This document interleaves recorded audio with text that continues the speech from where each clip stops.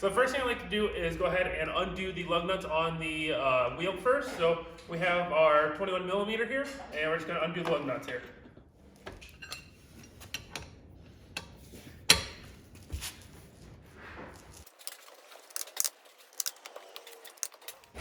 All right, with the lug nuts now loosened, we're going to go ahead and jack up the vehicle and get jack stands underneath of it.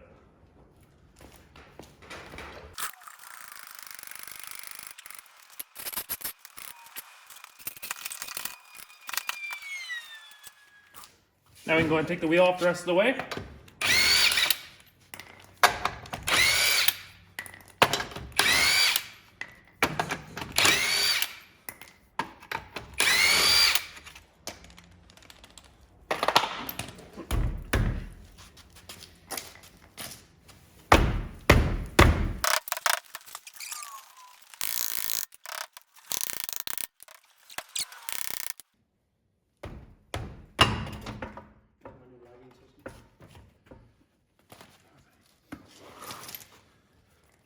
All right, so with the wheel off now, we have the actual strut. This is the lower part of the shock. And then in the lower part of the shock, we have a few bolts down here that hold on a few of the parts, like the ABS cable, brake line, stuff like that. We wanted to go ahead and remove this bolt. There's a bolt here, and then there's a third bolt over on this side that you can't see. But we're gonna go remove those first, and then we'll tackle the bolt on the back side that actually holds the strut or shock into the wishbone here. So we'll go ahead and do that right now.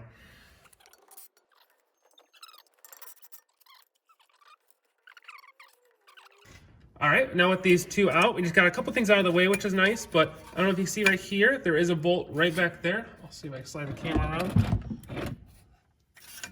It's right there. We do need to take that bolt out, and we'll see what size it is here real quick. All right, with our 17 millimeter, we're gonna go ahead and get on there and break that loose.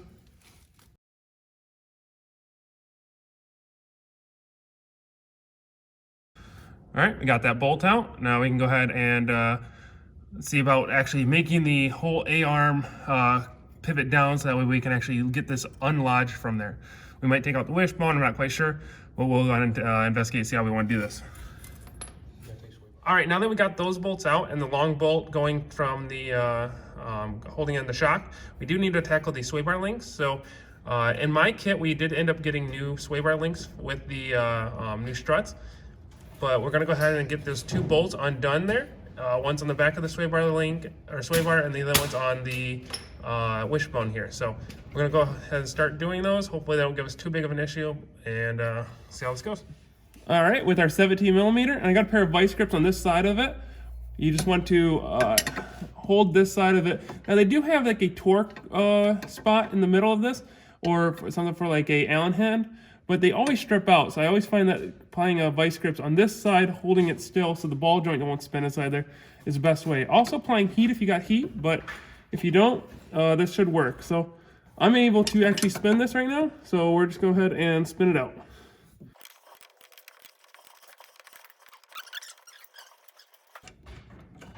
All right, we got that bolt out there. We got that nut out. Now that could come out of here, out of the sway bar link.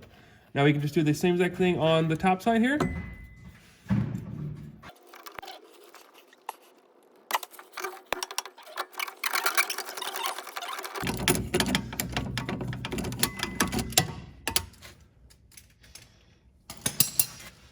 There we go. So I'm going to show you where I actually put the vice grips at. That way you can do it on yours. So the vice grips were on this part of the sway bar link. There's a little flat spot.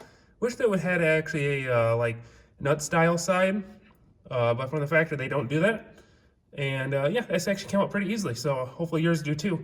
But we'll go and replace them with the new ones here. Now that the sway bar link is out, we'll have to undo the bottom wishbone bolt that connects it to the bottom control arm. So we're gonna go ahead and undo this. It's a 19 millimeter. I would recommend an impact on it. Still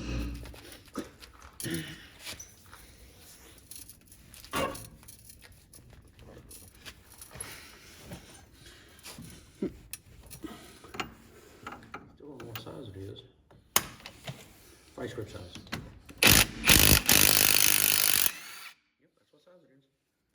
All right, now with the nut off the bolt, we can use our hammer here and peck it out. I thought it was. God, that's so... All right, there's that long bolt that's out now. So next, what we're going to do is we're going to peck right here.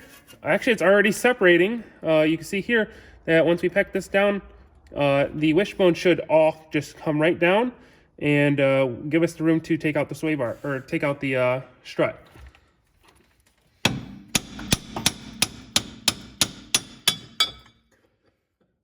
And just like that, that is all loose now. So I'm just gonna see how much I can leave in here. Maybe I can pivot this backwards or something like that. I just don't want to take it out if I don't have to. So next we're gonna go ahead and open the engine bay, and there's a few bolts up in the engine bay on the shock tower that we need to undo so we can actually get the strut out. Actually, I am gonna go ahead and undo, just take out the wishbone here. Nice and easy, seems like it at least. Or move it out of the way a little bit more. Actually, that should give us the room right there that we need. Oh, there we go. Now we have that wishbone out. All right, now with the engine bay open, we're gonna go ahead and undo these 3 bolts that hold the strut to the shock tower. It's a 15 millimeter.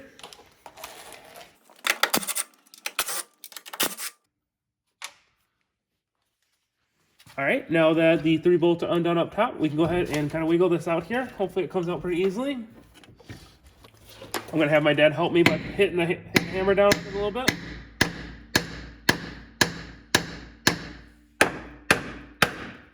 There we go. By him hitting it up top, it gave it the little go-ahead to come down. I'm wondering if I'm gonna have to undo this ball joint here to make this come out. I'm hoping not, but it's kind of looking like it.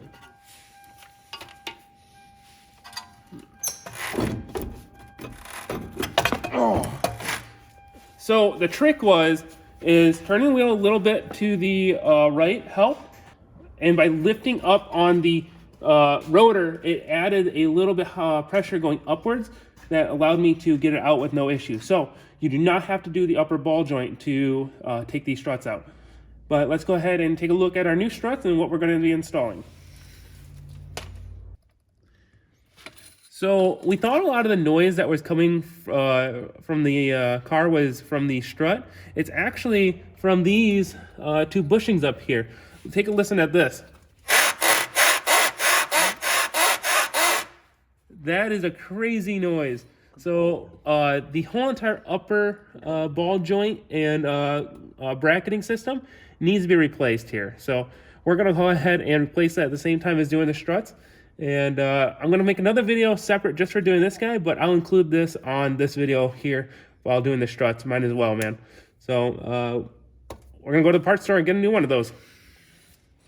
So first, going to start by moving this pin here.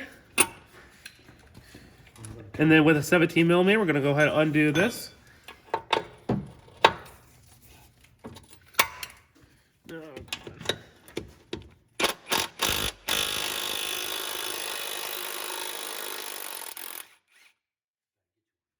Now with our pickle fork and a hammer, we're just going to go ahead and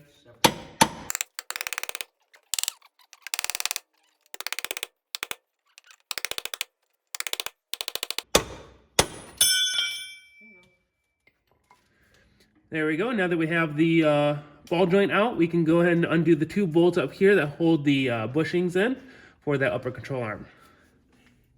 So with our 14 millimeter, I'm just going to go ahead up there and undo these.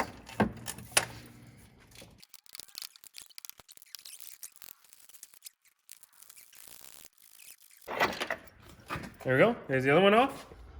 And then let's see if we can pull that right out. So there's the upper control arm right there, all taken out. And these are the bushings that are just completely, I don't even know what's in there. Oh, that's a bunch of rubber and hair and nastiness. So we're gonna see about either replacing the whole thing or actually just getting new bushings for it. We'll see what we wanna do here, but it's all about availability at the parts store. All right, now that all the parts are out, we're gonna go ahead and go through the parts list on what we're gonna be using for this job. So I got all this stuff off Amazon. we have the Detroit axle loaded struts. Comes with the shock, the spring, and the topper. So that's a loaded strut, part number 532281, same on both sides. And then you got the sway bar links. I actually already took these out and greased them up. They have fittings on them, which is really nice. So I actually bought those as a full kit, around $155, I think. And then these are the Moog upper control arms. The upper control arms are RK 621229 and RK 621230. So those are the upper control arms that we're going to be replacing at the same time. I'll have links in the description to all these parts on Amazon. Please make sure to hit those links. It really helps me out and lets me keep making videos for you guys. But let's go ahead and start putting the upper control arms back on and finish up this job.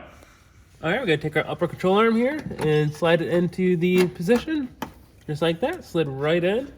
And then take our 2 bolts.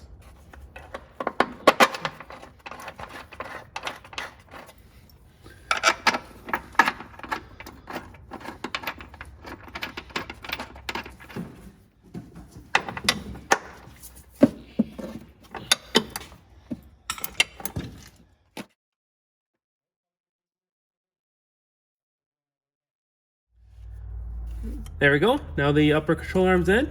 Now we can go ahead. Since we have the ball joint all taken apart already, we're just going to go ahead and put the strut into here and mount that up. Be a lot more room. All right. So now we got our strut here. Now this is the part where you want to focus on. See this little keyway right here? This little keyway is going to have to go on the back side, so towards the actual car. And that's where your wishbone slides into. So what we want to do is put that to the back. So I'm going to slide this up in here. And with the help from my dad, we'll get the bolt started here on top. And we'll just let it hang. All right, then with the help of my dad, we're going to zip it up top. There we go. That's all in there now. What we can do now is we're going to put the wishbone on, I think, next. I think that might be the easiest way to do this. So with the wishbone, we're just going to go ahead and put it into position. Then we'll slide it back up.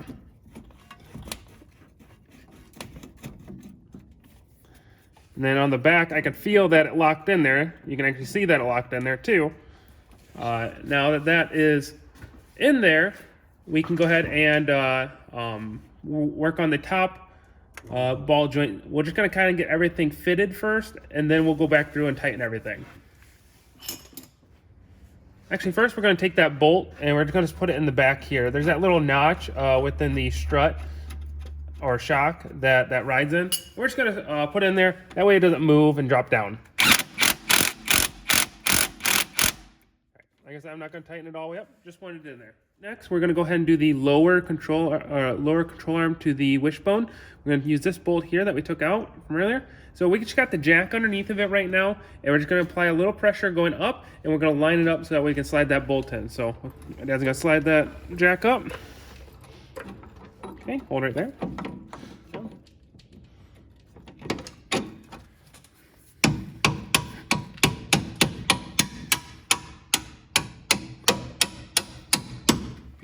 All right, now with that bolt in at the bottom, we're going to go ahead and focus on the upper ball joint. So take off the nut that holds the protective cap on. Now with that protector cover off, we can go ahead and slide over the upper control or the A-arm, and we can just slide the upper control arm down. And with it down, the bolt should peek through and we can put that nut on.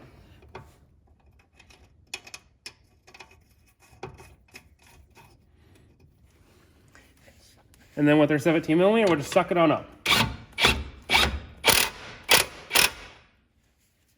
And then always remember your cotter pin. So we're just going to slide that in too. There we go. Now the upper control arm is now hooked up to the A-arm. And then we can go ahead and go through and tighten the rest of the bolts now. We'll also have to need to do the sway bar links too. Now let's go ahead and put in the sway bar links. Nice and easy. 2 holes, put those in there, call it a day.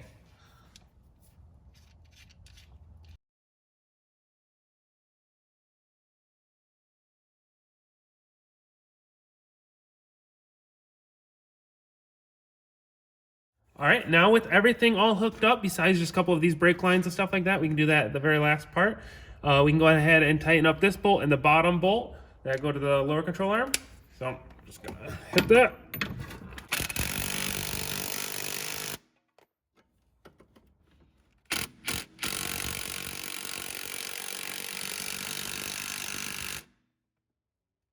All right, next we're gonna put on our brackets here. So this one kind of goes on top of the other one. It's kind of annoying, but need to have it.